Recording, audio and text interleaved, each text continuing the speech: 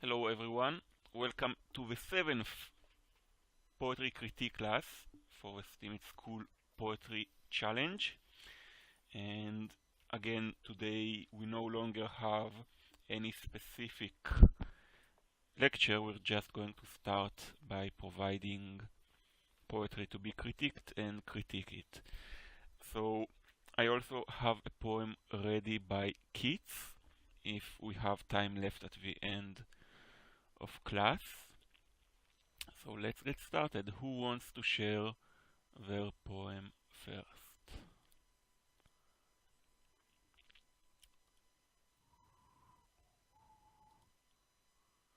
Well, Katya, if worst comes to worst, we'll just read your poem for you. Okay, so I see Steve already shared the poem. I see he wanted to be super prepared to be the first. And I also see that he's having some microphone issues.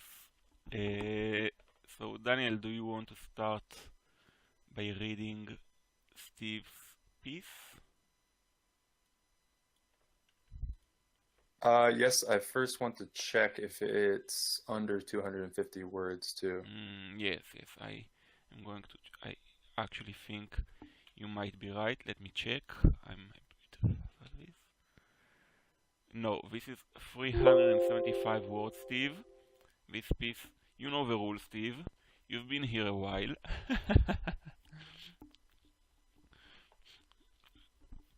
No problem. I actually am proud of myself that I went over 250 words. Yeah, So by quite a not a bit. big.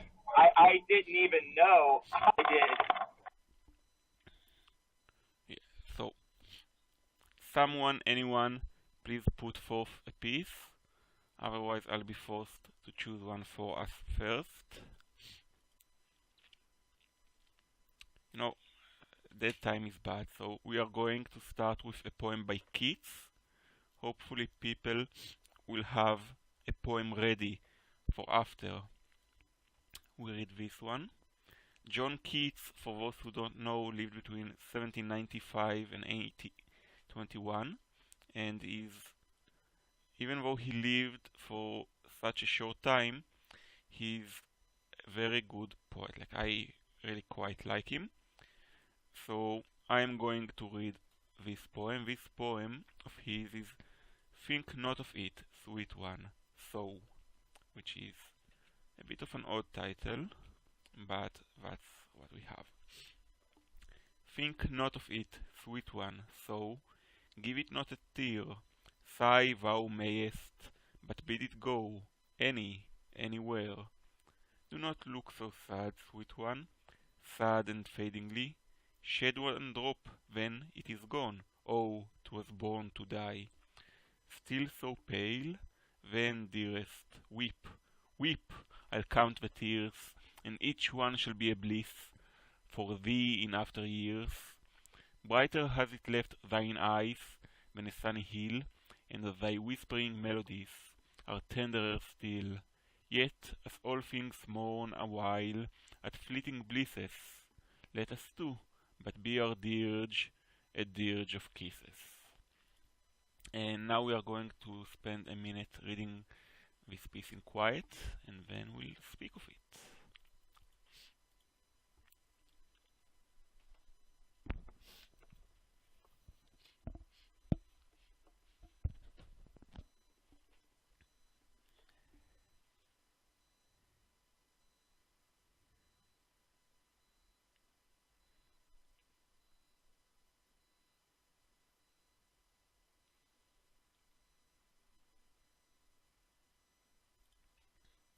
Okay, who wants to go first discussing this piece by John Keats?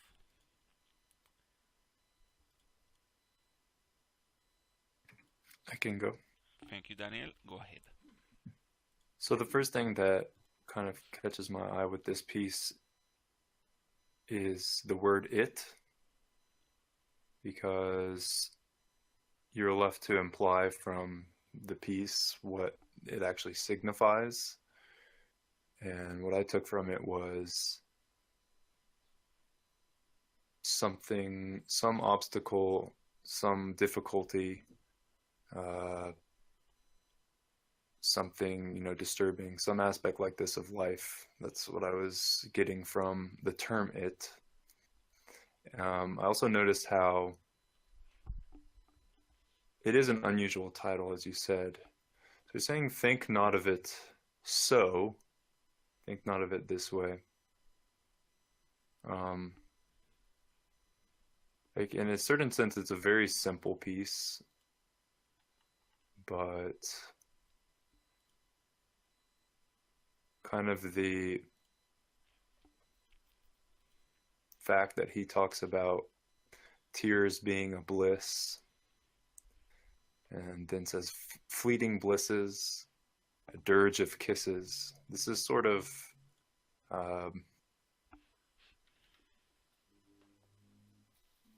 contrasting, I guess, sadness and joy. It also says, brighter has it left thine eyes than a sunny hill. He's talking about the tears here. The tears left I also eyes think, bright, yeah. Right, but I think also metaphorically, not just physically bright, but perhaps, sort of the afterglow that comes after weeping or after mourning something. Some of the phrasing I found a bit difficult to Such as? comprehend. Let's see. Do not look so sad, sweet one. Sad and fadingly. It's just a bit interesting. Shed one drop, then it is gone. Oh, 'twas born to die. So it keeps on talking about how this problem, this grief, it's meant to come and pass, essentially. And I'm going to ask a leading question. Yeah. Again, like it's not like I've studied this piece elsewhere. Who do you like? The speaker is definitely a person in this piece. Who do you think he is? What is his goal?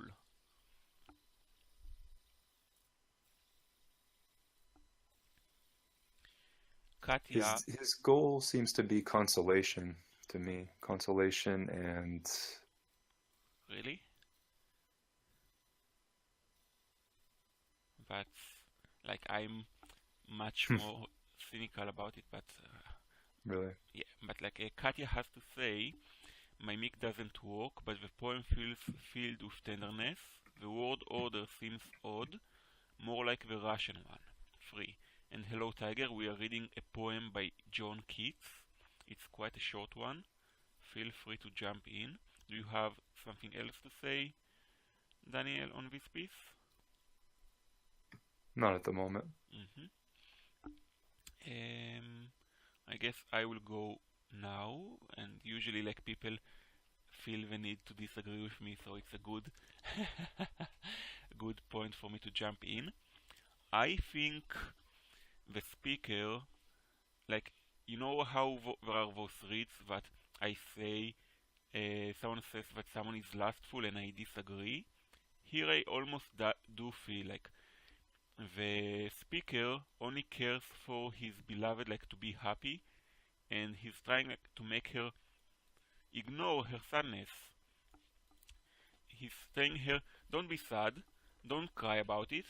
Oh, you can't help it? Then no matter, then be sad, but it just makes you more lovely, and those tears are actually something to be happy about, and let us kiss one another together.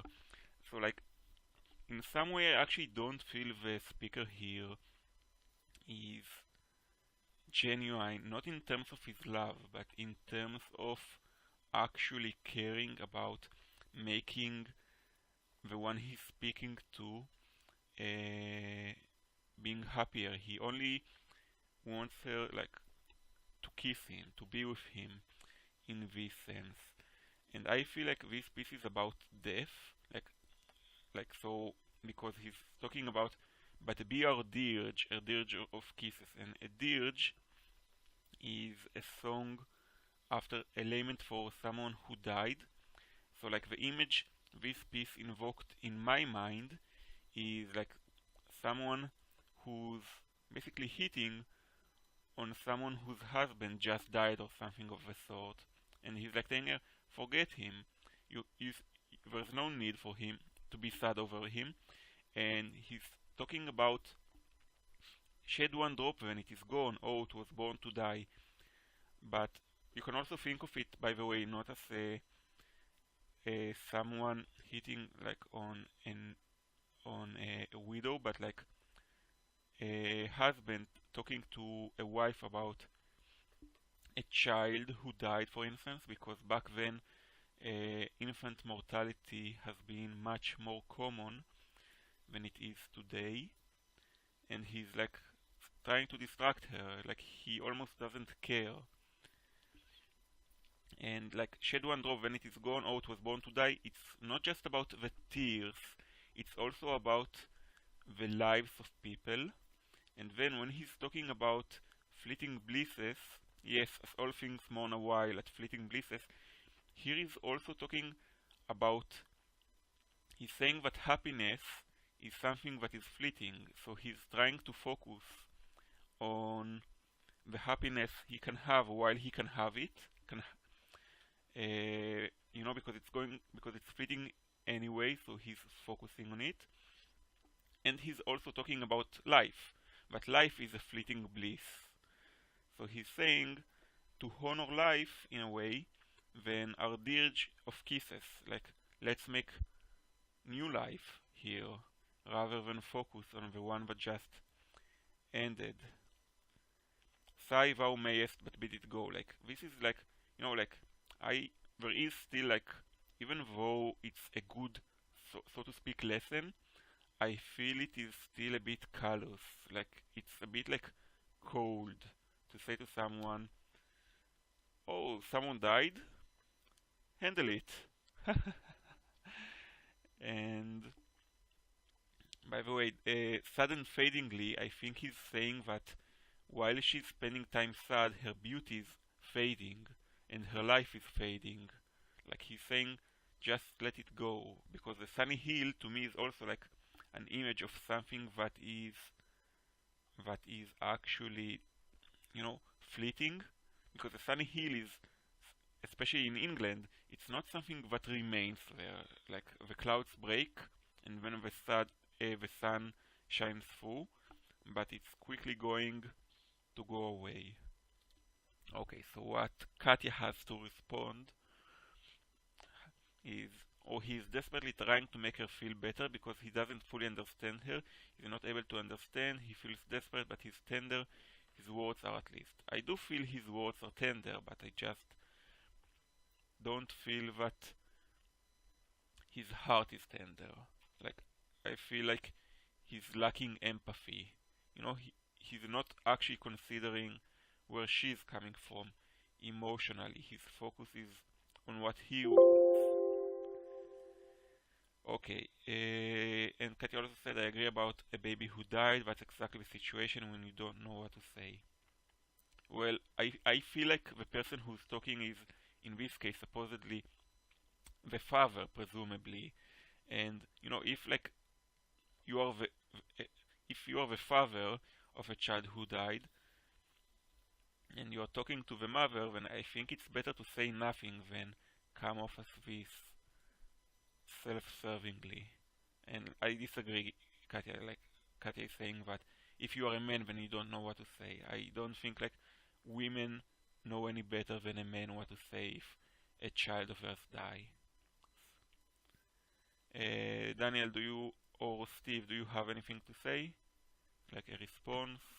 Yeah, I do. I sort of agree with this selfish read. It definitely resonates with me, and it reminds me of it's very interesting that you mentioned the idea of a child dying, because I think you hadn't joined class when we were going over the Robert Frost poem about the dialogue with, it's sort of poetic prose of the father and the mother about the child who had died, but it's got a similar quality, if that's an interpretation that you could read into this poem. It's got a similar quality of someone someone's well-intentioned monologue about something that they want to understand, but they can't understand. And so they sort of fill the space with what they feel, what he feels is the best way to spin it. And it really is, like, it's deeper than platitudes, I would say. They're not just empty platitudes. It seems like it's well-intentioned. The message is well-intentioned, but it has an underlying selfishness. Yeah, like, if even just the inability to I be other than that. I think I would agree if it weren't for, like, if it were only like put it behind you, give it not a tear, but he's but when he says, and thy whispering melodies are tenderer still, and very end, let us too, but be our dirge, a dirge of kisses. Like, he's taking it, like, it's not even like being, it's not even like being solemn. He's not actually respecting the death. But like, if you cut those intimate intimations, then I could see that read in this poem as well. Like, the first half, I could see it that way, but he's going, let us kiss. So he's sort of like, he's brushing it away. He is trying to funnel the death into like physical intimacy. Yeah, and I will drop the link to the poem that I was talking about, because there is kind of an interesting synchronicity, perhaps, if only just because we went over it in this class, so it's on people's minds. Yeah, and Katya is saying, just we process things differently. He has the love for the child, but he can't express it to his woman. And like, you can see my answer to Daniel on this.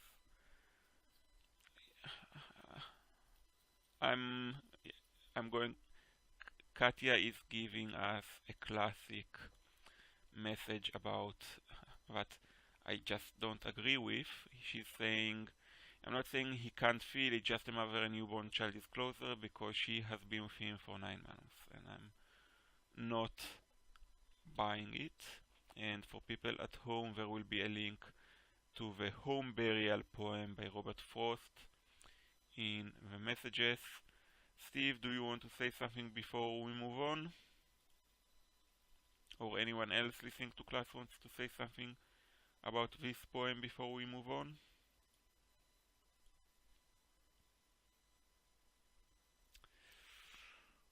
I guess not. Oh, and I'll read what you have to say in a bit, Katya, because it takes time. Steve's poem is called Aggressive Me. By the way, Steve, you have a typo just under the photo where you're missing a G in aggressive. Would you do us the honors, Daniel? Yeah, I'm listening. Yes. I'm driving. I like the critique of both of you. I enjoy this. I'm just driving and I'm really enjoying this. Go ahead. I wanted to say hi to her. Hello, Fly Sky. Yeah, hi, Fly Sky. Now, in case you didn't know, that poem that we were looking, I don't know what point you came in on, but that was sort of the poem of a famous poet, John Keats, that we just went over, and now we're going to go into.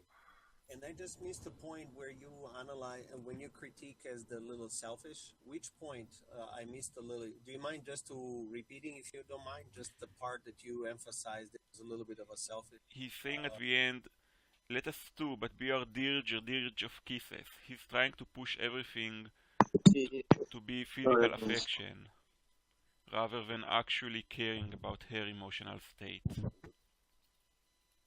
Okay, now it makes sense. Okay, perfect. Thank you so much. Okay, Daniel, please go ahead with Steve's poem. Yeah, now I will read Steve's piece called Aggressive Me. There is a part of me that is aggressive. It shakes the vibrational plane. It points its mirrored finger at the edges of the fray and like a spell beckons them to fold in on themselves. There is a part of me that likes destruction. I try to align it with justice, but I'm sure I fail sometimes. I try to hold this part accountable, even if it is a secret I keep.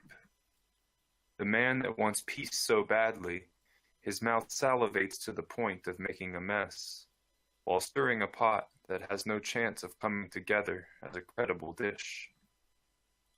The man who sees ways, but doesn't want to push because ways must be chosen. So instead he reveals, to those who occasionally listen, this man is aggressive. This man is me. Thank you, Daniel. And now we are going to take a minute to read this piece on our own.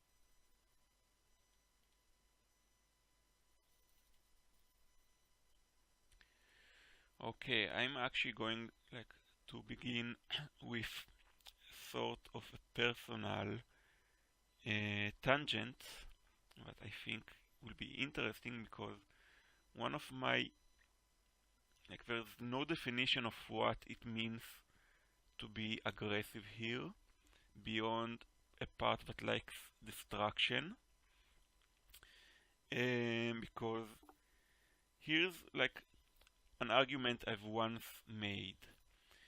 Aggression, I said, is not the opposite of peace, but of passivity. So an aggressive act is one that forces our surrounding to bend itself around us. And that's fine. You can define any term any way you choose. And then I said smoking is an aggressive act, because not only we change nature by puffing out smoke, we force the people around us to deal with our smoke. And then I said, ergo, smoking is bad. But the logical issue with this argument is that I changed the meaning of aggressive, and the new meaning of aggressive doesn't carry any negative connotations. It's just the opposite of passivity, what is often called proactive, but taken an extra step. But then, when I leaped to my conclusion, I took the old aggressive meaning.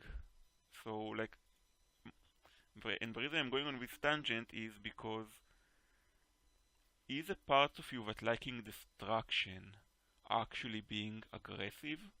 Because I'd say that being aggressive is liking to cause destruction. It's not being aggressive if, let's say, you enjoy watching destruction happen, for instance.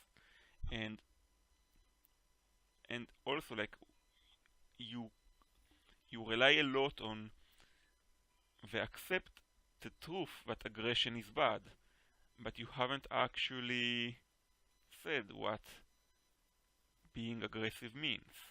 So why is it bad? Now, anyone wants to say something on this piece in particular before we go on?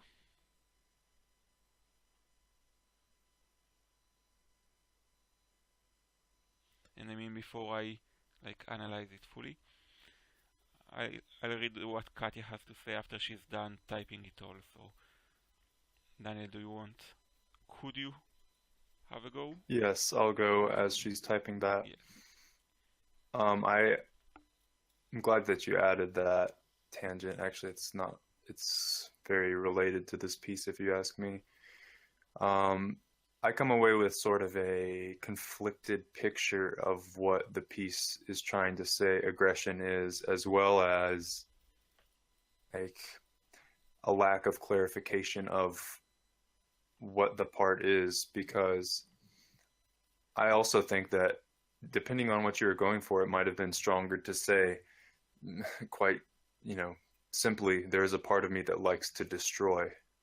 But is it talking about witnessing destruction, or,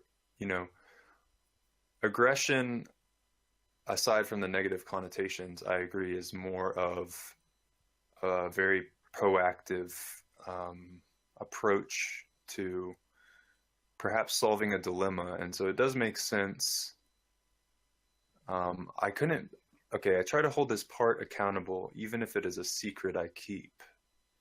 Like, I get a sort of sense of repression here, but also that the reason why I think it is pertinent, this aside that you made, Guy, is that I think there is a sort of understanding in this piece that aggression is not all bad. He's wanting to align it with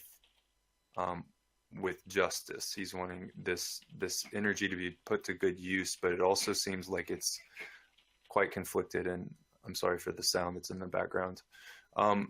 He wants peace so badly. This part felt a little bit detached from the rest, although I do think it was trying to drive the point home that this aggression, like, is perhaps just a response to the state of things, and that the actual desire is peace, that you want it so badly. But the rest of this stanza sort of felt like his mouth salivates to the point of making a mess while stirring a pot that has no chance of coming together as a credible dish.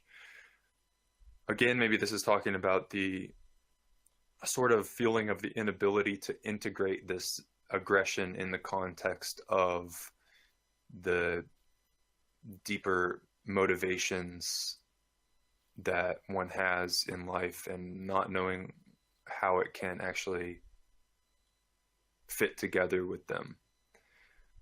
And then the man who sees ways doesn't want to push, but ways must be chosen. So instead he reveals to those who occasionally listen.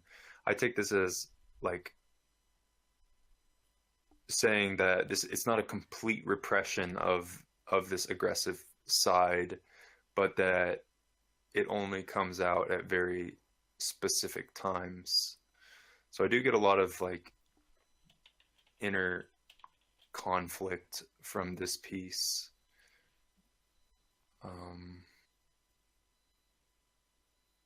Yeah, that's all for now.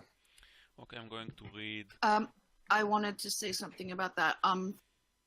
Go ahead. People, okay, as somebody who has been like all my life, I've been like fighting some really strong demons, and I actually resonate with that. However, I believe that what he means is violence, or the violent potential that is basically ignited by this aggression. Because like, since I was very young, I went and into like really dark areas like forced prostitution and whatever, trying to help prostitutes get out. Went to war zones, saw a lot of the real ugly, and it seeps into you. And it comes to a point where you like this pure thought of wanting to save the world also like gets tainted by wanting to punish the people. And there's a part of you that does enjoy watching the violence, and even though you don't want to. And there's an interesting plot point in many stories or movies where the people, the freedom fighters, or the people that are doing this, realize that they are not fit to live in this perfect world that they want to live in, because they have been contaminated by the deeds that they have done to create this world, or the perfect world, or too much of the old world. So basically, there's this thing in the Firefly movie where the guy says that he's never going to live in that perfect universe that he's creating because he's not worthy.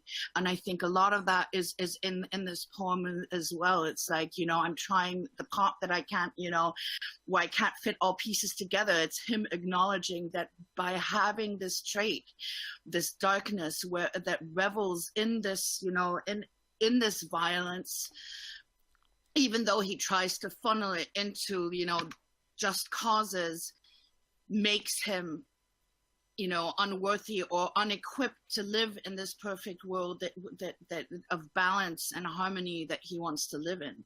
So it's also a sadness in there as well.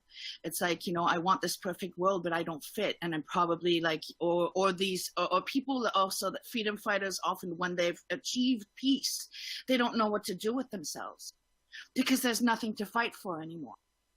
And some find their way by, learning how to build things, but some don't. Some go, basically are completely out of place because there's no evil to fight anymore, and their special gifts are no longer needed. So like they become an anachronism. So that's what I wanted to say about that. I want, before we go on, there's something I want to remind people, because often, when people, after, a piece of critique is given, people say, I liked it. Remember that there are two parts to the critique. There's the analysis and there's the constructive criticism. Even if we can understand, what a poet is going for, it doesn't necessarily mean that it's not, that there aren't gaps that need to be filled, but we like it because we feel them in. So the two are not mutually exclusive. We can like something but still feel it is lacking, and I find it important to remind it at this stage, because because often when someone criticizes a poem in this class, someone else comes in and says, I like it. I like it is not actually a defense of, or I see what is going for, is not a defense for something not necessarily being spelled out as it should be. Okay, now I'm going. No, but I sometimes say I like it in the beginning of my critique, to make sure that the person knows, look, I like your poem, however, I need to tell you where it's wrong. It's okay, Tiger. I'm saying, and please, let's try to not jump like this. Okay. The man who wants peace so badly, that's a telling rather than saying, because you've never actually showed us anywhere in this piece that this man cares for peace. Definitely not so badly. This stanza as a whole isn't poetry. You could have simply written it as a single sentence, written as prose, because it is prose. By the way, Tiger is just saying that reassurance is important too. Sure, I'm just saying you can have it. I'm just saying that it's an orthogonal point. It's not actually something that is a defense. Just like an explanation is not an excuse. His mouth salivates to the point of making a mess while stirring a pot that has no chance of coming together as a credible dish. I really don't see how is this supposed to be aggression.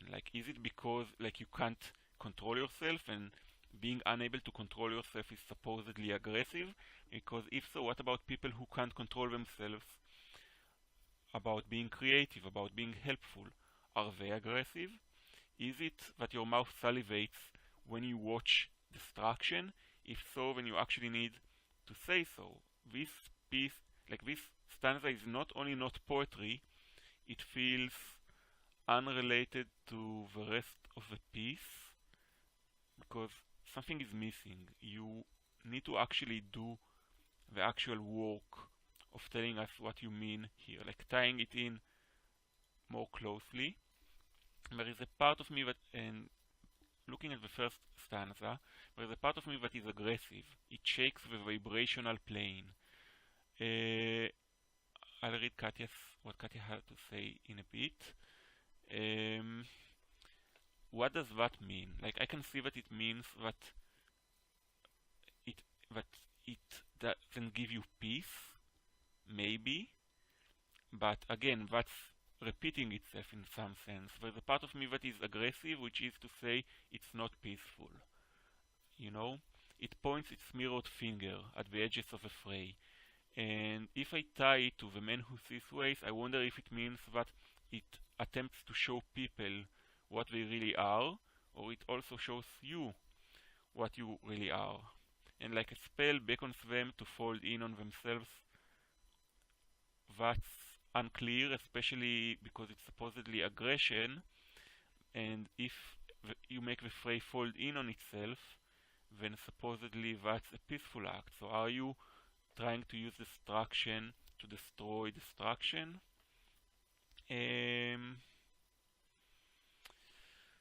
I try to hold this part accountable even if it is a secret I keep. I feel we all try to keep, like, all things that we try to keep secrets are things we try to make accountable, and perhaps a bit of vice versa. The man who sees ways but doesn't want to push, so that related to the prior stance, that makes me think as if seeing ways is tied to being aggression.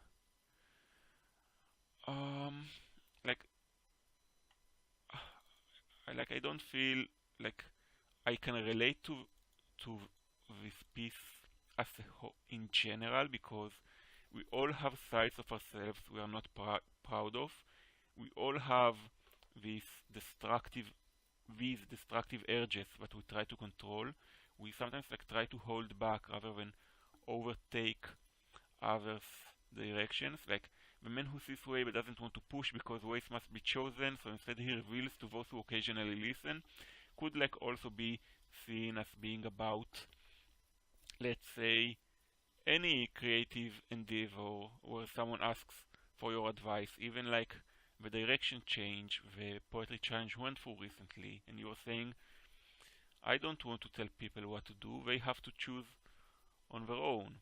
So taking a step back, but I feel like this piece isn't clear enough.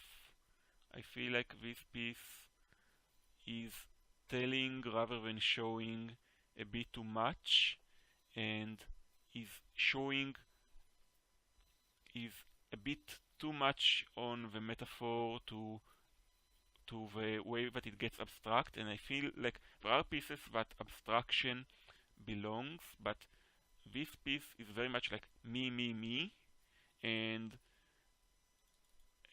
keeping it accountable and moving oneself to action.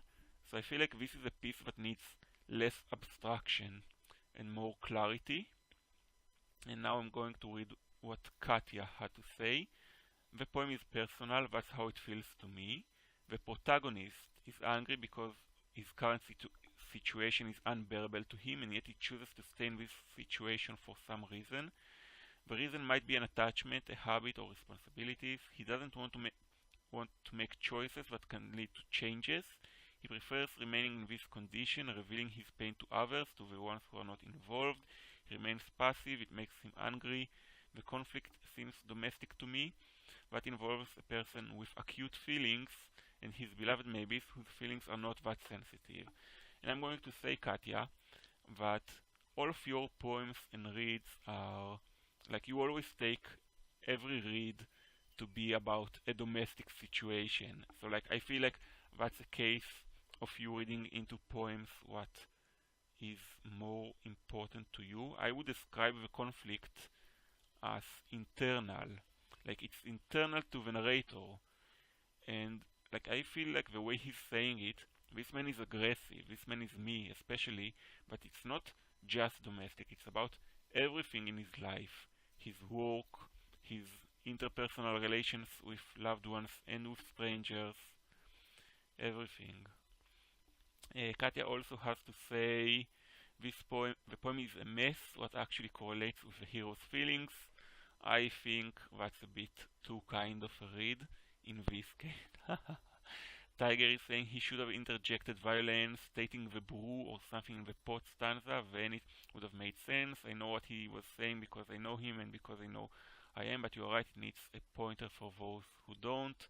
And Katya is agreeing that it needs less abstraction, and is saying maybe about my read of her reads. Anyone wants to say something before we move on?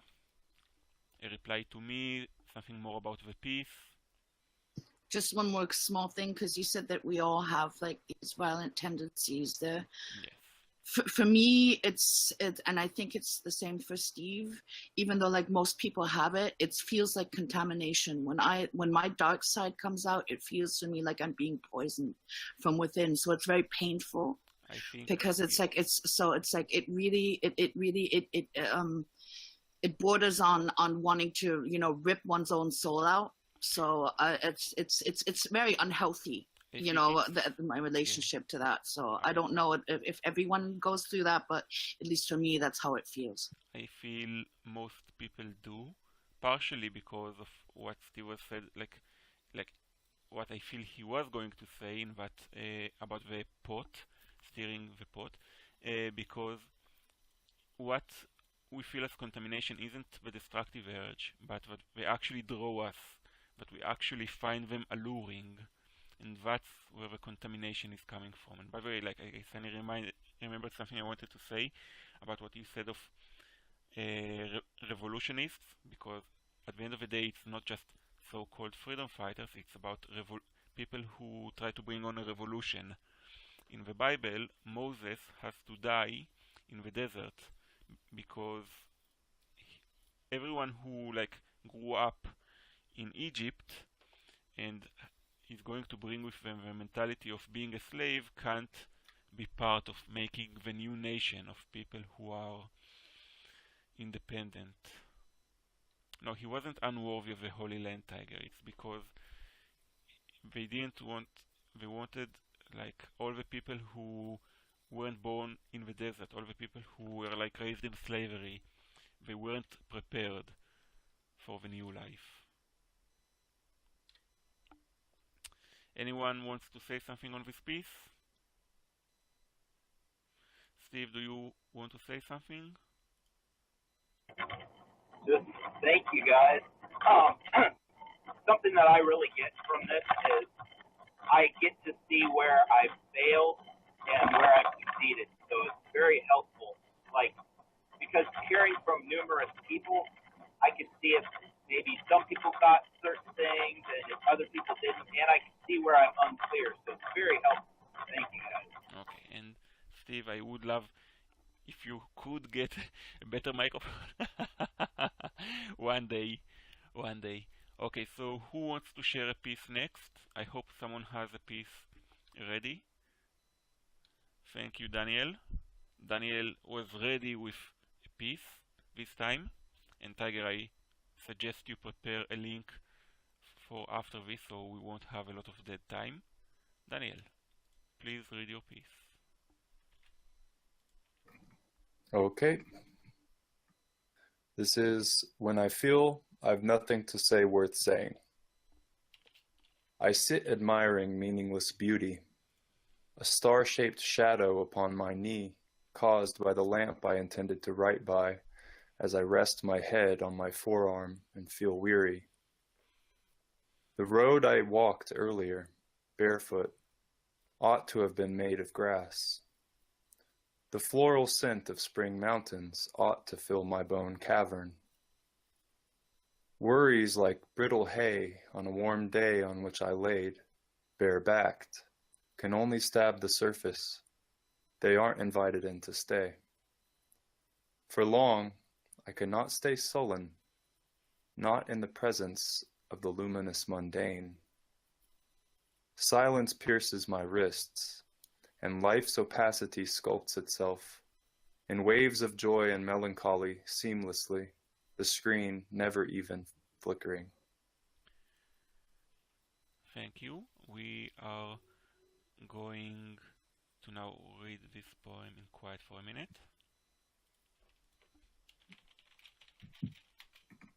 And I do want to mention that I already received a small critique by Lazarus Wist on this piece, and I did take his suggestion. So if we want, we can read that, because I actually removed 2 lines of this poem.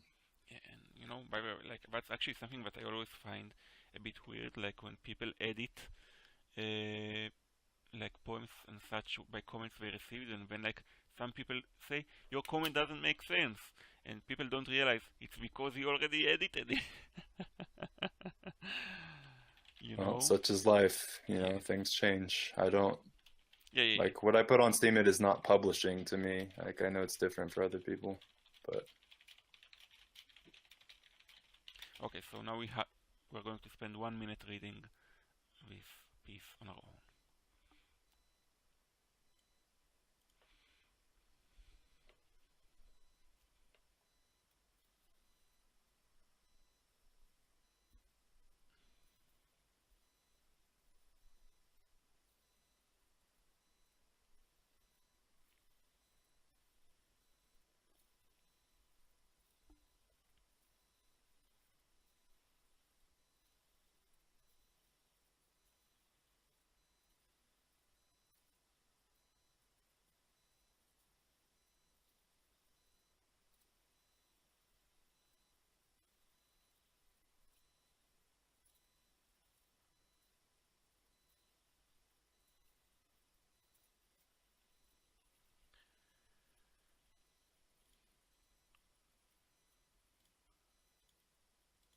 Okay, we are going to start by reading Lazarus with comment. I'll read it. And by the way, I've mentioned Lazarus with before, but I do recommend people read his stuff. It's pretty good. And he's saying, funnily enough, I was reading a similar piece today, titled The 15th Attempt. I'm sure you can imagine how that went. I was following this poem, internally nodding the whole way, enjoying the rhythms, especially on those second and third stanzas, but when this phrasing jostled me a little, microstones grinding my feet on asphalt, an appetizer for the sound's mouth. The first line suggests a return to uninspiring artificial landscape, and when the second seems tantalizingly surreal or posed, I can't quite locate the meaning in it. After that, it feels very much in safe hands again. A very relatable and evocative write overall. And I'm going to comment on specifically microstones. I feel like micro like that like guy, your yeah mic. yeah I know. I'm going to say like microstones in particular like feels such an unpoetic phrase. Like sometimes I feel like when you Daniel try to draw in those uh, physical terms or technical terms, like I feel I agree, like he said it right. It jostles me out of your poetry because it feels shoehorned in and doesn't fit the rest of your poetic voice. Okay, Tiger, you are going to go first on this poem. No. Yes. Yeah, right. Jesus. All right. Actually, when I've read this before, and I actually understand. For me, the microstones that are not there anymore, I actually thought it meant basically, like this, the Little Mermaid, the original version where she has to walk over. She gave something, but but to get her legs, like it would. Her feet would bleed or feel like she was being stabbed because as punishment. And that's what I got out of the microstones. And the appetizer for the sun's mouth I was thinking the blood basically, matches, the setting sunset, but that was just me. But it's gone now, but I just wanted to put that in there.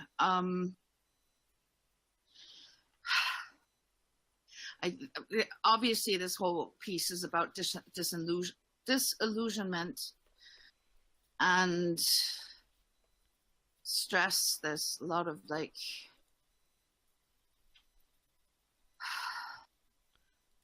I let you off a hook for now, Tiger.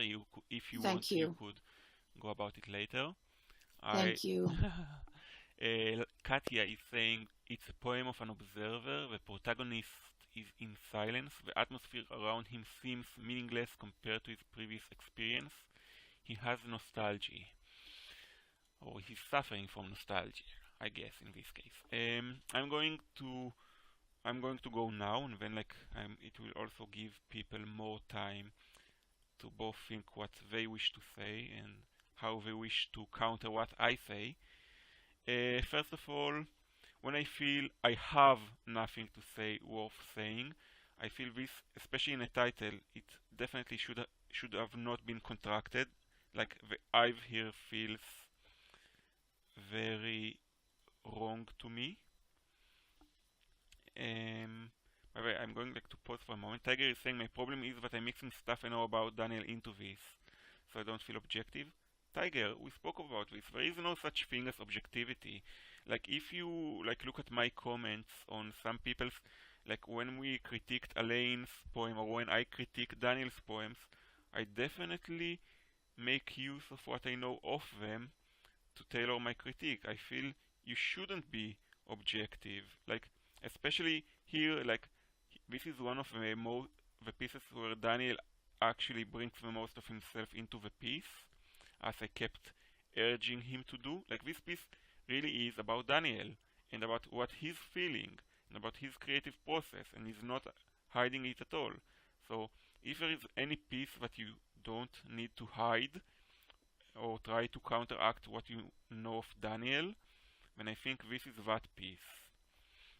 Okay, still going back to what I have to say, still going on the title, it's amusing, but look how different a single comma could change this title if you put the comma after feel.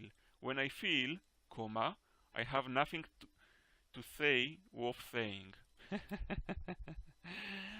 And I also would have cut to say, when I feel I've nothing worth saying, it's just stronger. You just don't need that to say here. First line, I sit admiring meaningless beauty. And this is a very philosophical question. Is there such a thing as meaningless beauty? Can beauty exist in something that is so-called meaningful, or is beauty only a thing because it exists aside of, on top of, the meaning something has? A star-shaped shadow upon my knee. As I rest my head on my forearm and feel weary, like I feel like this sentence, like this is a 3-line sentence. It feels too long. Like, do we actually need to know that it's caused by the lamp you intend to write by? Do we really need both the I rest my head and feel weary? Like, it fits the sense, but I feel like there's something a bit too long here. Like, I feel like if there's a stanza here that could have been 3 lines, for instance, it would have been that. Katya is asking, is meaningless beauty an oxymoron? It's definitely not an oxymoron in the strong sense of the word, but I'm asking whether it's the opposite, whether it's a tautology. But it's a question. The road I walked earlier, barefoot, like I tend to use those commas for pauses as well, but and it can fit poetically, but grammatically, it should be the road I walked earlier barefoot. I don't like the oats in the second stanza.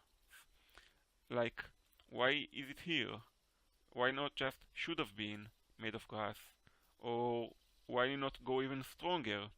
The road I walked earlier barefoot wasn't made of grass. I guess that doesn't convey the wish, but I feel like somehow the ought doesn't convey what it should either. Ought to feel my bone cavern. It reminds me of when I wrote 3 Days Longing, when I spoke of my empty bone cavity that was my chest.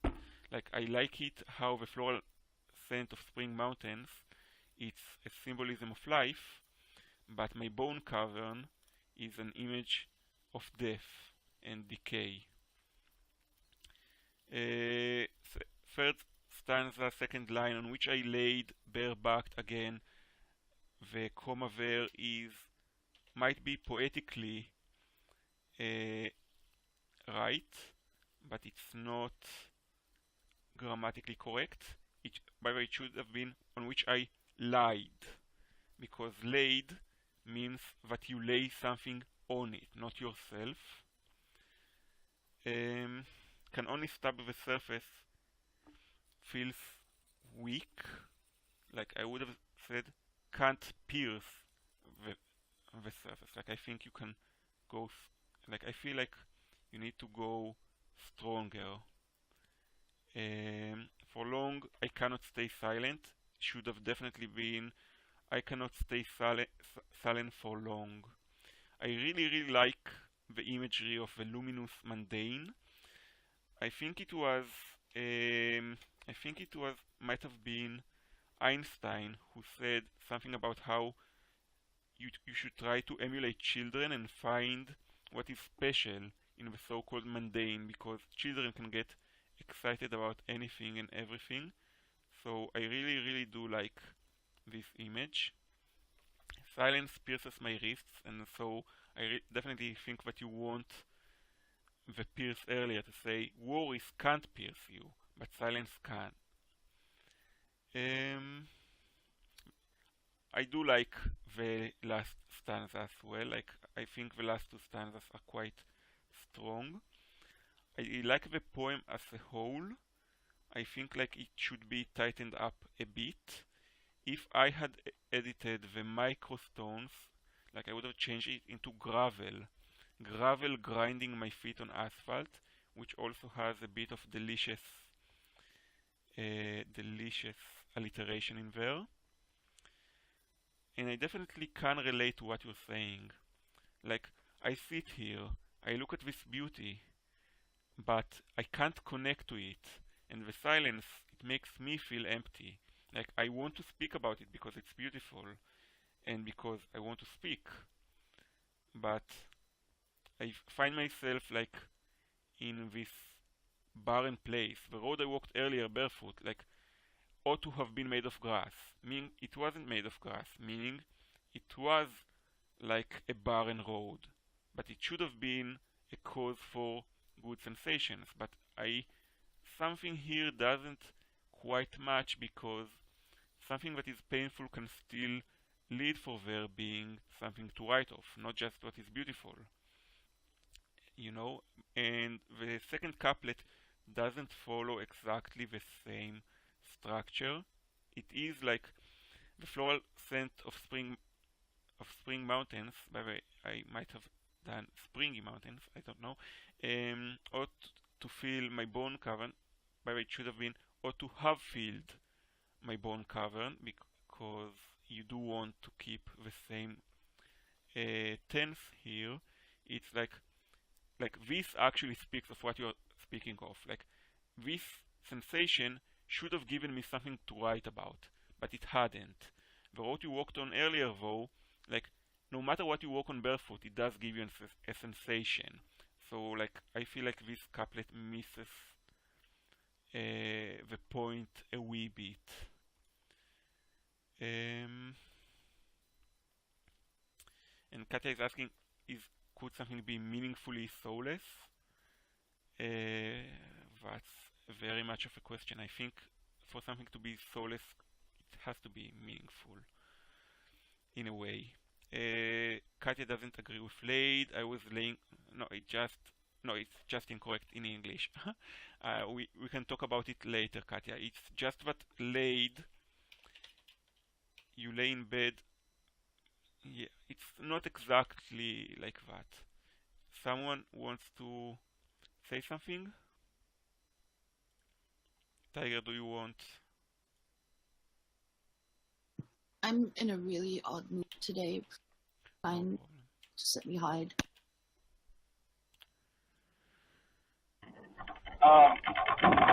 I agree on Guy on the title with the contraction. And one thing about that I noticed is at the very end you use the word melancholy, and for me it was kind of overdone because the whole poem itself is describing that, and so I don't know if you actually need to stop and say that. Also, that one line that Guy was talking about with the he said to switch it around to or something. I don't know exactly what it is, but I disagree with it because I think if you kept it originally the way it is, it gives more of the feeling of melancholy than if you were to switch it around. Steve, you really need like there's a lot of noise, and it was for long. I cannot stay silent, rather than I cannot stay silent for long. I I feel I get what you're saying, but like I feel like there are things that are a bit too ungrammatic, even for me. And yeah, Steve, like it sounds like you're having like balls running into one another where you are, like like as if you are in a washing machine.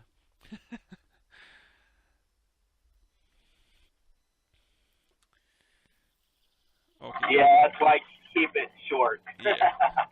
Okay. Daniel, do you want to say something? After I've actually checked, and it should be lie, not lay. Lay is actually incorrect in this sense, and people use it, but it's just wrong. Okay, so it should have been on which I lied. Yes. I was thinking about this, and I believe why people avoid it is because they feel weird saying lied when people think of it being a lie, a truth or the lie. It's something funny. If like in that sense, like I've been in an anthropology class in university, and we've read someone like who was an anthropologist speaking of how someone lied to her, and the reader and the teacher were saying, look how strange at the cultural difference. Like she was talking to him, and he was like just lying there on the ground. And I looked at her and told her, no, he was lying to her. Oh, yeah. Yeah. I don't really have that much to say. I appreciate you going over it, but you're definitely right. I found it funny, the comments that I got on this piece, because it's like, this is what happens when you actually, like, this is basically what results whenever I actually try to say how I actually feel and not cover it up with like flowery phrases, I guess. And it's not something that I'm very practiced at, and I liked a lot of your suggestions for sure. The whole like microstones and or gravel, like this really was an experience that I had walking barefoot, and just these like very tiny stones along the road that like I was trying to convey these two experiences. Like I actually did lay down on this hay, like without a shirt on, and it's like it stabs you, but it can't actually penetrate, or it can't pierce your skin. And just the same as you're walking this road, these little tiny stones like really hurt to walk on, but they don't actually make your foot bleed. And I liked your suggestions on, like, I wasn't really sure how to convey it, to be honest. And what I was also trying to get at in the title, which I think a lot of people reading this missed, is like, this isn't really a nihilistic poem, and it's not really that depressing. It's just saying, I have a feeling, not that I have nothing to say. This is why, like you said, to take out the to say and just say I have nothing worth saying. When I feel I have It's nothing like worth it's like the saying. feeling that you do have something. It's like the feeling that you do have something to say, but that the energy and the effort that it would require to figure out how to say it isn't worth it. How about So I thought it was a poem about exhaustion. about what? Exhaustion. Exhaustion. I mean, yeah, it's true. That's what I was it's feeling. spiritual exhaustion? And by the way, like Daniel, if that's what you wish to convey, like when I want to speak but have nothing worth saying, that's like a suggestion, for instance. It's a bit hard because, like, if you want to get this feeling exact, it sort of ends up being long, and I typically keep the titles short, so wasn't sure how to do that. Yeah, and it should be no. Yeah. Laid is the past participle of Hazem. You need to Hazem. You need to close your microphone. Laid is the past participle of lay, and lay is the past participle of lie. So it should be lay, Daniel, like just lay. That's what I was thinking. Yeah, Yeah, that's what I had looked. Okay, okay. yeah, okay, like On which I lay. yeah. Thank you, Adey Midri, for the correction. And who wants to share? Okay, so Tiger is using her right to nominate a poem by Girl Before, who's also free to nominate her poems herself, but she hasn't done so since. But yeah, she does tend to leave comments that are worthwhile. Daniel, do you want to read Don't Touch? Yes, I will. And thank you everyone again for your comments on my piece. You are Appreciate most it. welcome, Daniel. Okay, Okay. just a moment, people in the chat, stop the nonsense, please. Okay. Don't Touch by Girl Before Mirror. Don't touch me. I'm not really here. I've slipped further in between. Touch, and I'm reeled back, snagged, caught and locked. Ceased to write. Just watch the night, sky, as it passes me by. The night, not black, but charcoal, lamenting urban tones, dreary, eerie, luminary palette, lit white within an instant. From neighboring bathroom, halogen, startled clouds transfixed on stage. To entertain, distract, defer the hollowness, gangs of ghoulish phantoms appear. Graying as they draw distance, elongating, silently continuing on, to someone else's scape between. As one flock passes the next appears, emerging above roof tiles. Peacefully they float upon the gap of stage between the red brick fortresses, transforming the nothingness to a dream state spectacle, where everything falls away into the stream of gray. Voicelessly it calls, upon the breeze, a soulful, wordless song. Ambivalent yearning, tethered soul, response muffled into the dark. Muted melody betrayed by beating heart, drumming in my ears, mockingly out of time and partnered with tinnitus's bansheed screech. If I'm really very quiet, I lay completely still, breathe so very slightly as I rest upon this sill. For just a fleeting moment, I am but a wisp of cloud, if I stay motionless enough hidden under blanket shroud. When you reached and touched my shoulder, with that contact I propel from my tethered heaven and back into this carcass hell. Thank you, Daniel, and sorry about your neighbors.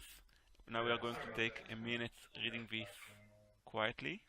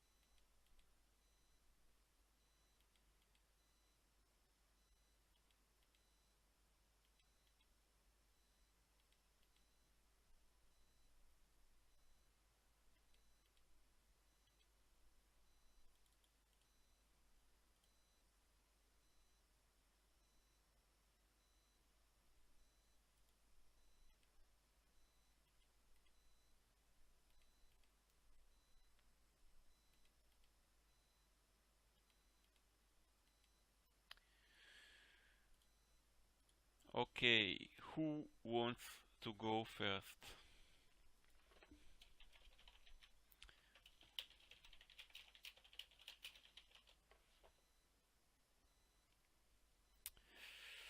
Tiger, since you put this poem forth, I feel that you do need to say something. Let me go after the others then, at least, Okay. so I can bounce off. Yeah. Who wants to speak?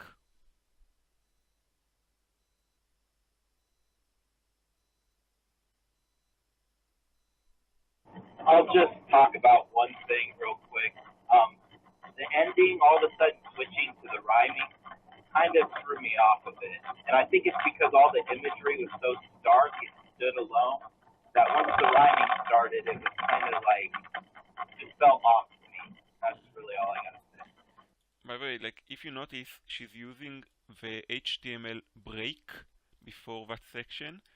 So I wondered for a moment, like I think like if it were like written in a magazine, like it would be section 1, and then like you know there'd be like 2 or 3 asterisks showing that this is like a break, but it's definitely part of the same poem because the very last couplet speaks of the very first, of being touched.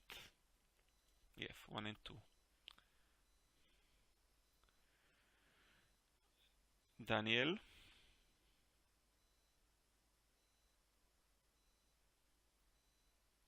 Could I entice you to go? To say something? Daniel. Okay, I guess I'll have to go because... No, we hear you. I hear you. No, I know you hear me, but I'm trying to get Daniel to say... I No, muted. Daniel. I I'm hear sorry. Daniel. Yeah, I forgot to unmute you, Daniel. Okay, so sorry. Go ahead again. Sorry.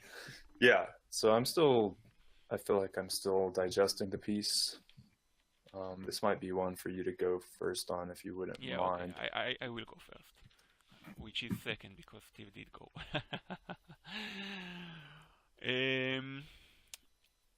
The biggest image in this piece is that of the show, you know. But before that, like, it keeps bugging me. Eerie is misspelled. Eerie is written with E-E-R-I-E and not E-E-R-Y. But from that moment, she's going lit white within an instant. From neighboring bathroom halogen started clouds transfixed on stage, and then to entertain, distract, defer the hollowness, and then like phantoms and more, transforming the nothingness to a dream state spectacle. Like, it's very much a piece about a reverie, but she's saying that when she's touched, she slipped further in between, and like this touch is bringing her back to reality. And it seems like she doesn't want to go back to this reality, because look how the piece ends. When you reached and touched my shoulder, with that contact I propel from my tethered heaven and back into this carcass hell. So for her, it's an escape. It's very much an escape of the physical world, and I'm going, for those who don't know, like, she writes about it, so I feel fine. Like, Girl Before often speaks of her long time illness, so she's finding refuge in the world of the mental show. I didn't care too much for the halogen word because it felt as if it broke somewhat the lyrical nature of the piece. And to entertain, distract, defer the hollowness, gangs of ghoulish phantoms appear. So even the ghoulish phantoms are better than the hollowness. To someone else escape between, I didn't like that this line was bolded. I think it would have drawn our attention, even because it's the only place in the whole piece that it's 3 lines rather than 2. I really like the use of escape here. Escape, which both brings to mind escape, but also landscape, mindscape, I mean. Like, it, as if the ghouls are going from her world to another's. And between the red brick fortresses, she's talking about the classic homes. And the stage, like she's watching phantoms hop between actual homes, so it feels like she's not there. She's somewhere different. And since she does use voicelessly calls come upon the breeze, I feel like ambivalent yearning tethered soul either needs a comma after yearning, or it needs a couple of dashes, like ambivalent yearning and then tethered soul. But that couplet, as it is, feels a bit of like a nonsense. When it comes to the second part, for just a fleeting moment I am but a wisp of cloud, should be of a wisp of a cloud. If I stay motionless enough, hidden under blanket shroud, like I get the imagery here, but it still feels a bit too rhyme-led. So like I agree with Steve that it does attract the attention that she moved to a rhyming convention here, but the mere fact that she has the HTML break, or if she like just wrote part 2, it would have made it clearer, or with the italics. By the way, for those who don't know, tinnitus is a sound of ringing, a din in your ears. That's a medical condition. So she's saying, muted melody betrayed by beating heart, drumming in my ears, mockingly out of time and partnered with tinnitus banshee screech.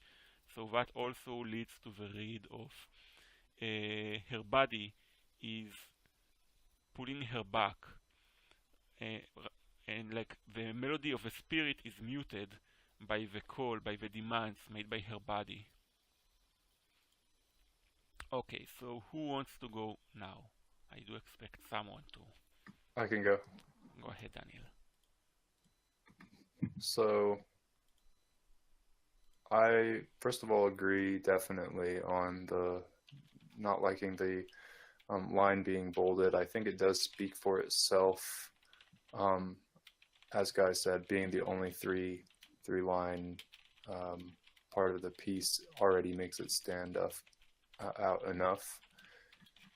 And what I got from the second part, the italics part, is that this was intended to be, it reads to me sort of as a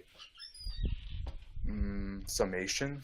Like in a certain way, it tells you the whole piece, lays it all out for you right there. So I'm kind of on the verge whether this piece actually needs a part like this, although it wouldn't exactly conclude after tinnitus's bansheed screech, so you would need something else if you didn't have this second part, I feel.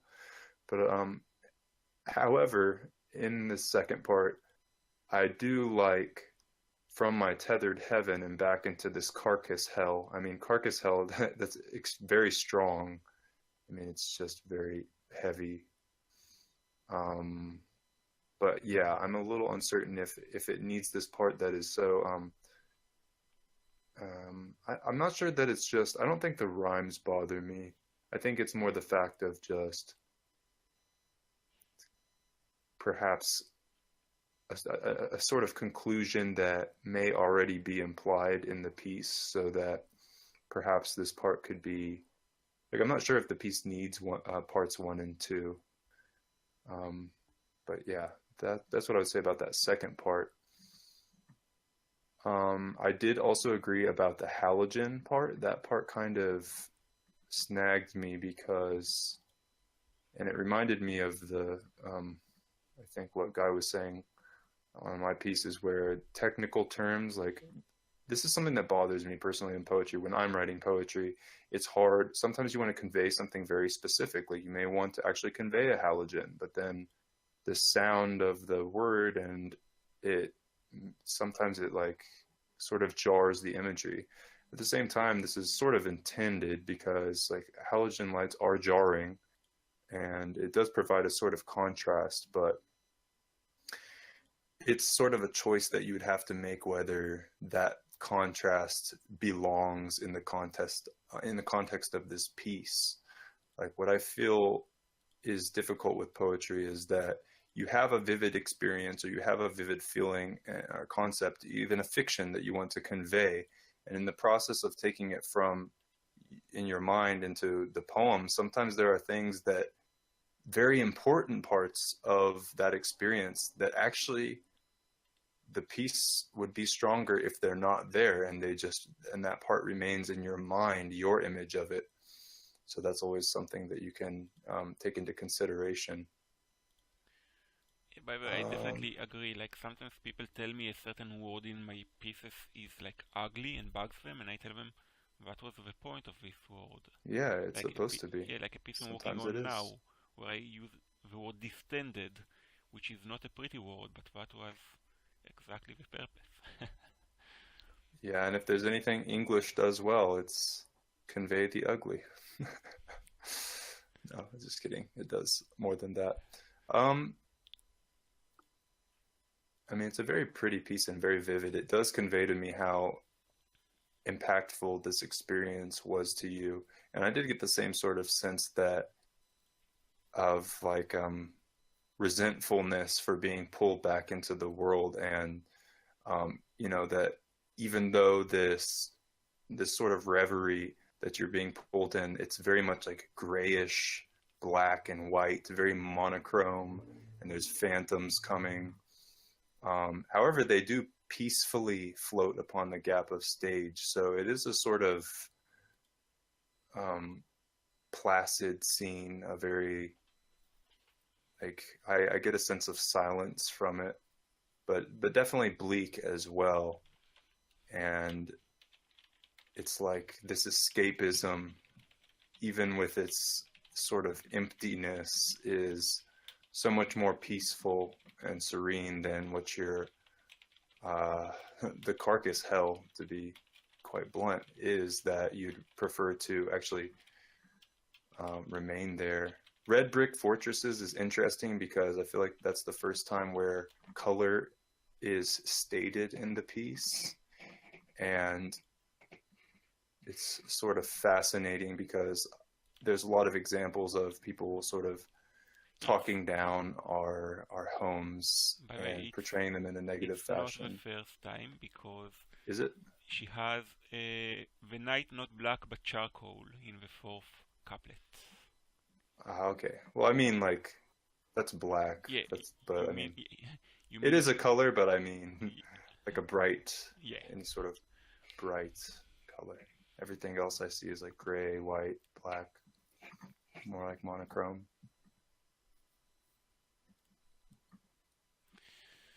Tiger. That's all I can see. Mm-hmm. Yeah. Tiger. So I get what Daniel's saying with the color scheme. It's sort of like the first part is, it's like Schindler's List. Everything is in black and white except reds that show through. And I think this is actually intentional because the red is also life, blood, even though it's like brick, but it also symbolizes just life, force. I believe that both are important, both the first part and the second. However, I would have liked her to actually just stated part 1 and part 2. I believe that the first part is sort of like it's happening in real time. You're there with her. It's like she's right there. She's experiencing that right there in the present, and you're going through the journey with her. But that the second part is more like an epitaph. You know, like she's already gone, but she found that piece of paper where she wrote down that experience. So it's like after the fact, and like that's what remains of her. It's like this letter that you find where she wrote down this experience. I agree on the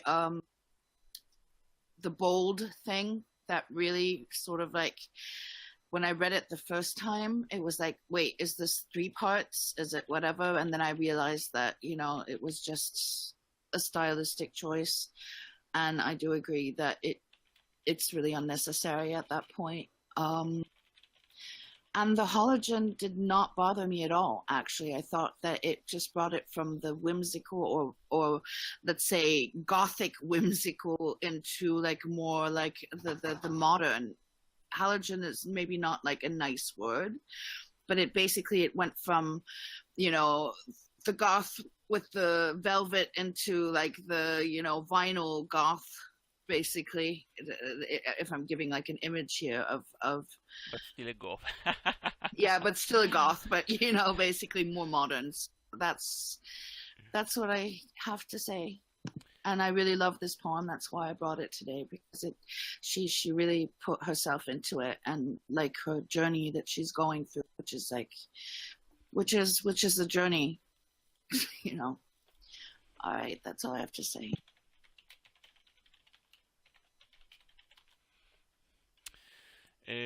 Just I'm going to say one last thing.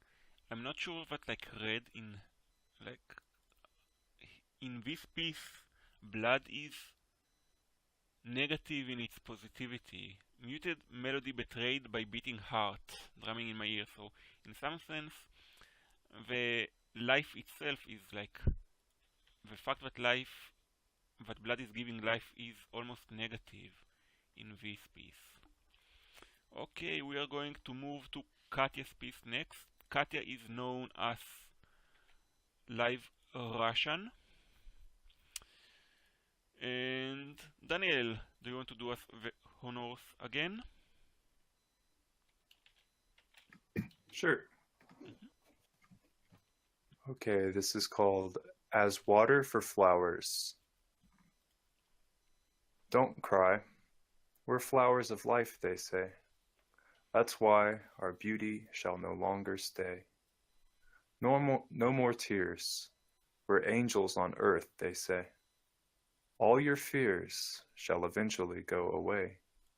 Move on. Wipe sorrow off the map of face. Alone is unknown for those in lace. Life was filling her empty body once again with every shallow breath sound. Actually, before before we move on, it reminded me something I wanted to say about Girl Before's piece. She has some inner line rhymes that feel a bit weird, because like cease to write, just watch the night, and then she writes sky as it passes me by, and like it, and it felt nice, but it feels a bit weird when it's so inconsistent, but it's just like a throwaway and inner line, and that the line break was changed to make it fit. And now we're going to take a minute to read Katya's piece again in quiet.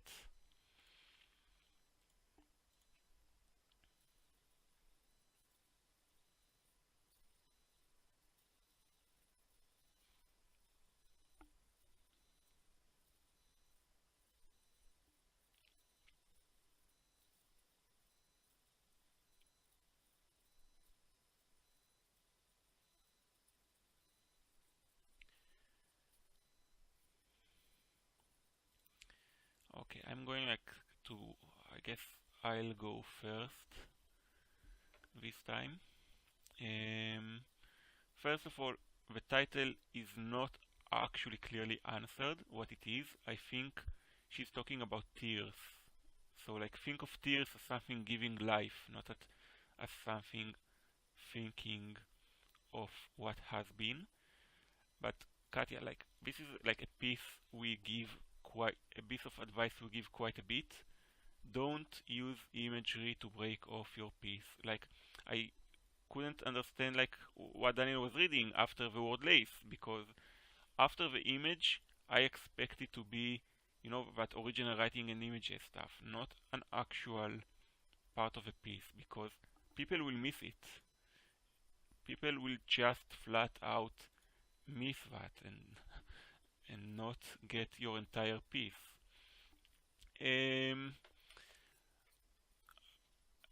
The rhyming is interesting because you have say, stay, say, away. I actually do like that, how it goes, like say and then stay and then say and go away, which is the opposite. With flowers, our beauty shall no longer stay sounds like a bit awkward in English. You should capitalize Earth because you're using it as the name of a planet, not as ground. so it should have a capital E. All your fears shall eventually go away sounds a bit like, is it true? Because that's like, when I see all your fears shall eventually go away, I see it as, speaking of death. You know, move on with an exclamation mark. This is one of the rare places that I feel like an exclamation mark fits. Wipe sorrow off the map of face is not English.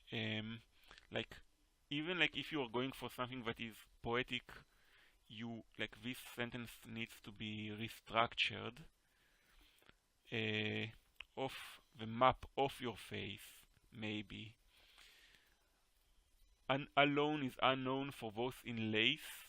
I assume that when you use lace here, you mean that like people who are dead, like the people who, and like that they are wearing a shroud, but it feels extremely rhyme-led, so I didn't like this line. Like, even if I like the idea, I feel like this line feels rhyme-led. Life was filling her empty body once again with every shallow breath sound.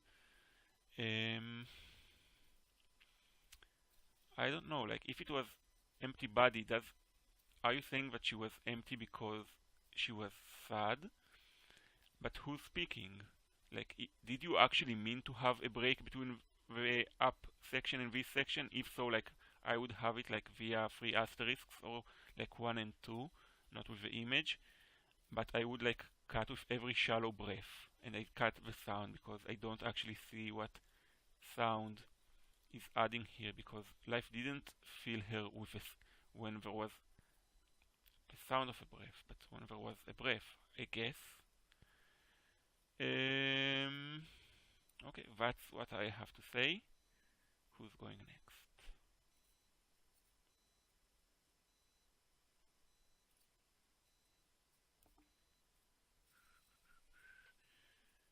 I'll go right quick. Mm-hmm. I actually think that her subconscious might have actually put that picture in between the last thing and the rest of it, because I feel that that last sentence is not necessary, at least to me. I feel that it basically breaks the whole piece.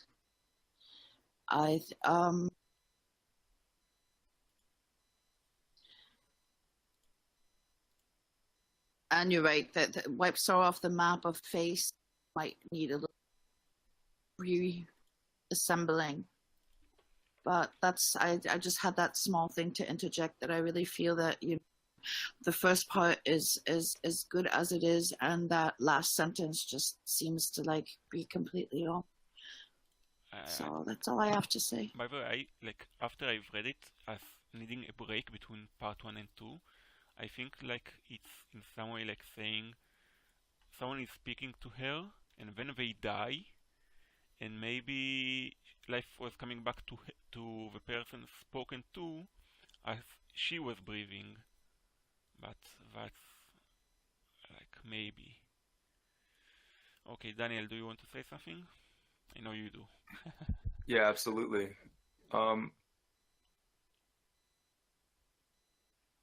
Yeah, I'm glad you pointed out that interesting rhyme scheme with say, stay, say, away, with away and stay being opposites. That is like quite aesthetically pleasing. I did find like a lot of times when people try these type of structures where there's very short lines and then longer lines, it comes off as contrived, but it actually comes off very natural here. So I do like how the structure is, and this is an instance where I don't actually mind a piece being centered. It seems to fit this piece. I don't like the part that comes after the strip. Like the only reason I saw it, I was paying attention, and then it was obvious to me that it was part of the poem because it didn't say something like credits. And when I say I don't like it, it doesn't mean that I don't think that perhaps you could have 2 parts, with this being the second part being very short and concise, but I think it needs a lot of restructuring if you're going to have that second part. And you probably should, because it seems like there is something very intentional here.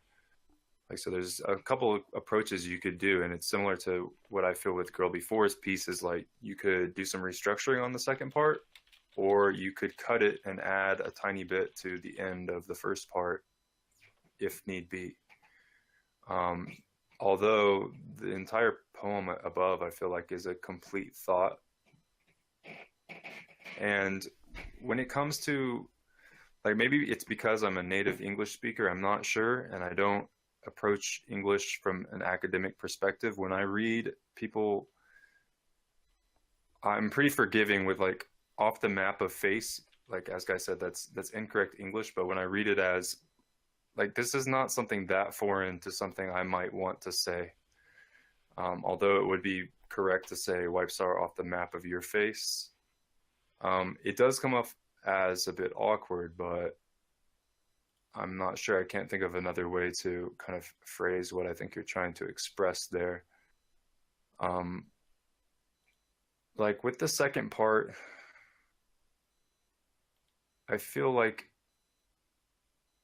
you need to decide what you're trying to convey with the breath sound, and the way that it's phrased now I find awkward. Because is it the focus, like, is life filling her empty body once again with the sound of breath? You know, how much of it is the focus? Because as it is right now, like, sound is sort of like a throwaway, and it's just seems focused on the breath. I also think that somehow you should convey, like, if the breaths are shallow, does this mean that, is this the depiction of a gradual revivification, like a gradual enlivening? Is that why the breaths are shallow? Are the breaths shallow because of weeping and you've exhausted yourself? I'm left with a lot of questions, and in this case, not in the best way. Like, there's some questions, of course you can leave ambiguity, but I think there are some questions here that I would like answered with this second part. So I did fixate on that part more than the above, but that's what I want to talk on the most. Well, it's sort of a hanging line, so it does draw attention. Hazem or anyone else wants to speak on Katya's piece? Okay, that's it. Hazem? Okay, Katya, do you want to reply?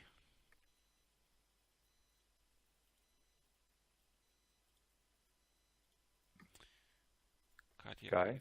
No, I'm waiting. There? Oh yeah, sorry, I muted myself. I asked Hazem, do you want to say something on Katya's piece? Katya, yeah, we are waiting for Katya to reply. I guess I'm a bit distracted today because I muted myself, while other people are speaking. Guy got the nature of the second part. Thank you guys for all the comments. That's Katya, and she's touched. We love you too, Katya. We don't have a lot of time left, so I guess I'm going to put forth a poem of mine, which will be helped by the fact that I'm not going to analyze it. So there will be definitely less time. Just give me 1 second. I need to actually pick a poem to read, and I'm not going to pick, I'm going to pick a short poem, an incredibly short poem. This is called The Empty House Guy. I'm sorry, The Empty House 2, Part 2. I'm going to read, first of all, the preamble I have for that piece. I'm just writing down the time, so give me a second. Okay. The preamble is, when I wrote The Essence of Love, I wrote some more words on the so-called rules of poetry writing, That time I wrote of a tendency to have poems be longer than they should be, because because you might feel something is too short to be a proper poem. This time I'm going to discuss something similar, yet subtly different. Aphorisms and idioms are a form of poetic prose. When you have a zinger, the tendency to wrap it up in a lot of words can come not just because we feel we need more words for a proper poem, but also because we feel the need to keep explaining. Resist that urge. You need not bandage up the heart of your piece. Also, images are something external to the poem, but just as punctuation is part of your medium and rhymes, so can actual images be, just as the title of a piece is part of it. Use these tools carefully to mold the experience. And regarding this piece, the image that I used is that of the Church of Notre Dame. So that definitely ties into the empty house once I read the poem, so I'm going to read it now. Without you, no matter how grand, this house is but a ziggurat, exalting self-importance. No matter how beautiful, these prayer housing caverns are but a mausoleum for the divine, without you. And yes, for those who were here yesterday, this piece is the second without you piece. After the big one I've read yesterday, and now we're going to take half a minute to read it in quietly.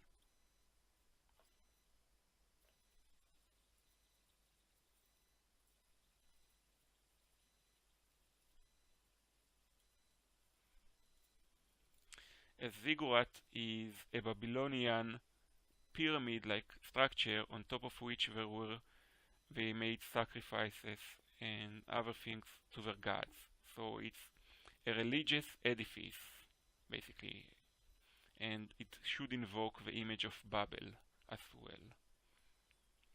Yeah, I guess Mesopotamia as well. So who wants to go over this very short piece? Or the preamble that I left, which is about critique and writing poetry.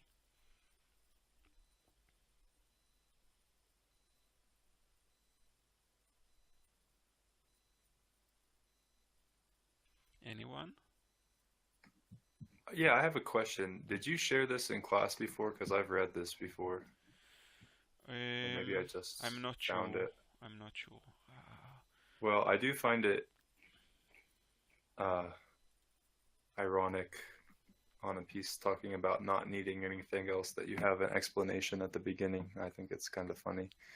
Though it's not though that's like me giving a lesson. It's not an explanation of a poem. Yeah. And I read this before, especially the explanation, and it did stick with me because this is something that poets face specifically on a medium like Steemit, and perhaps if you're wanting to publish as well, there's a very strong tendency to feel like the core of your piece is just not enough. Especially in our culture that's sort of like quantity over quality. And this is a follow-up to the one that we went over yesterday, correct? Yes. The one about without you, Though I actually, though when I wrote it, I put it like this. It wasn't actually written as a follow-up. It was written on its own, and then I realized this is an empty house. That is an empty house.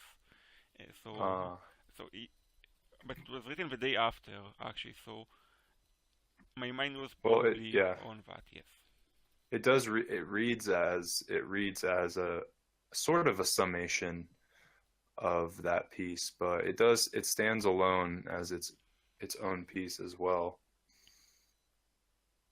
There's a lot of depth to these lines. Like, this is a very short piece, but there's, in my opinion, I'm not sure if you intended one very specific meaning, but I think it could be interpreted in different ways. If you look at the correspondences between different lines and you try and figure out which sort of associations you were trying to conjure.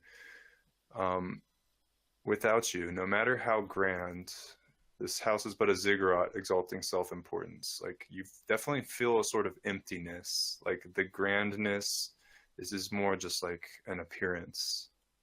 And this, I'm not sure. It actually feels a little different, because the other empty house was speaking that without God, without the divine, or without the other, without whatever the core of meaning of reality is, that this is all just empty appearances, and this is it was speaking of everything being impotent, like weak.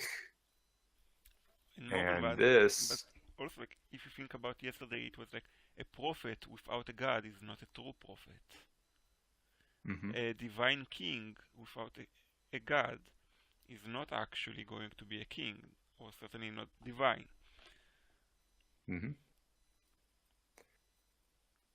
And then I would point out that you have capitalized divine, which is obviously trying to assign a lot of importance there.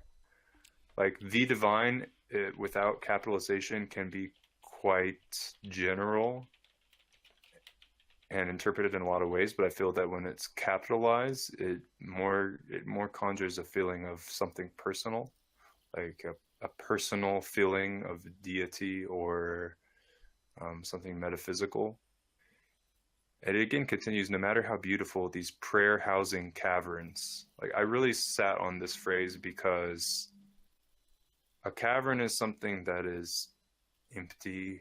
It's very it's empty and rich at the same time, because often it will have like these little pools of water, and there'll be cave fish, there's stalactites, there can be mineral deposits. So a cavern is like an image that is usually used to be emptiness, but it also has its own richness to it. And you say that, like, if you take these two lines, the prayer housing caverns, and you say that they're a mausoleum for the divine, so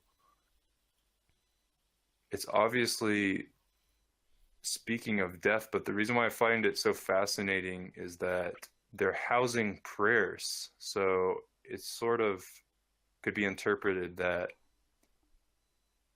hope is dead, because it houses prayers and it's a mausoleum. So like, these prayers are actually either in vain, or they're compartmentalized from the rest of reality, or that they're simply dead. And so there's a sort of bleak depiction, and I still feel the same sort of ambiguity, that the piece could either be talking about the reality of without you being a true thing, or that it's the hypothetical, this would be reality without you. So that's the main things I have to say. Thank you, Daniel. I agree with Daniel that it can be the hypothetical, and I also believe it can be both God or actually another person or situation.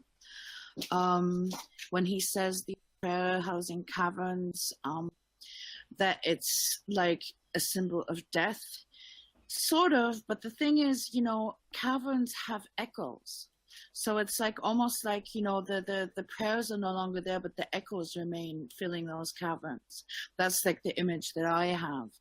And it being, when he says, without you, no matter how grand this house is, but a figure of exalting self-importance, it's like, if you know that they did, human sacrifices on things, and basically threw like hearts into the burning, middle of it. It's like these. It also points to the sacrifices that are being made in that house no longer are towards God, but just to make the priest or the person inhabiting that house look important. And then when it says it is but a mausoleum for the divine without you, it does point to the deity being dead. So it's like without the person or God to basically be or walk within that temple or house or whatever it is, no matter how pretty it is, it's empty and dead. There's nothing that talks back to you in those caverns of prayers except the echoes of stuff that's used to be there but wasn't anymore. So that's what I have to say about it. Thank you, Tiger. Katya has to say, I like the beginning and ending of a piece. It underlines the main thought. It concludes all the grand empty stuff inside itself. I'm going to raise two questions. I'm not going to give answers. First of all, why is it being empty of a divine means that the divine is dead rather than just being elsewhere? That's one question. Second of all, especially to you, Daniel, because you commented on the irony of using an explanation, talking about not needing to explain, but look, also there's that last stanza, last paragraph, also images are something external to the poem. And as I said, the image used here, like I have a whole paragraph about how an image helps shape the experience, and the image I used is the Church of Notre Dame. So that also should, I'm going to cheat a bit because this is a piece from a few months ago, so I'll just say that when I wrote Prayer House in Caverns, I thought of the grand Catholic churches of old, because they are definitely cavernous in their structure and their size.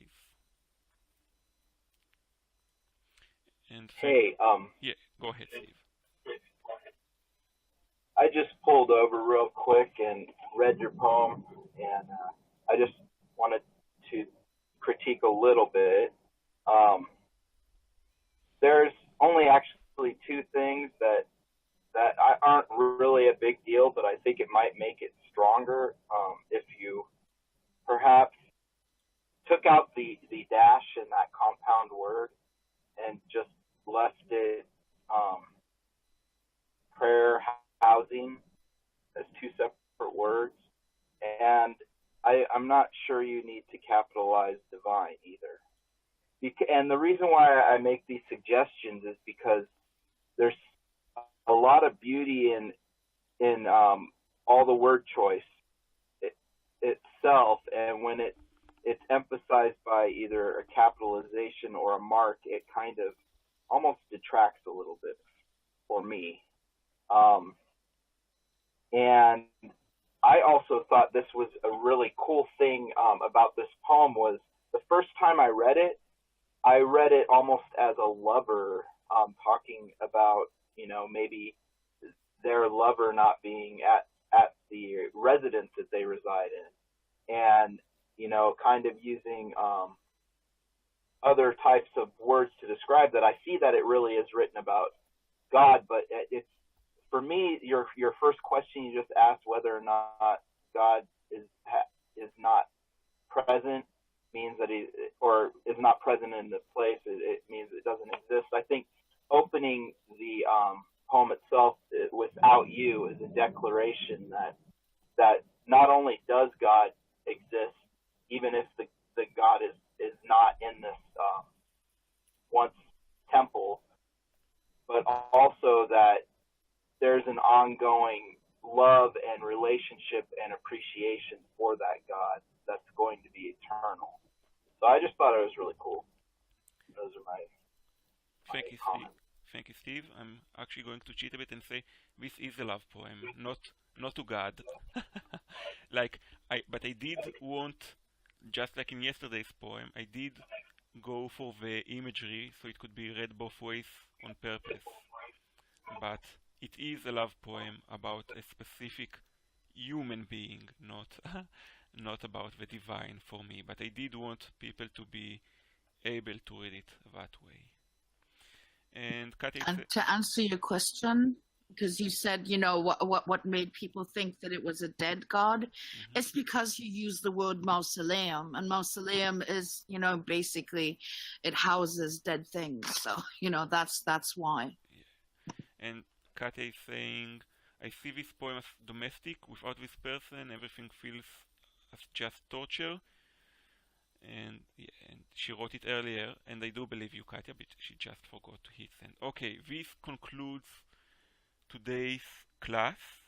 Thanks to everyone who provided critique. Thanks to everyone who provided critique comments before this class. Thanks to everyone who gave comments, shared poetry, and stay here for a moment because Daniel wants to discuss something with you. And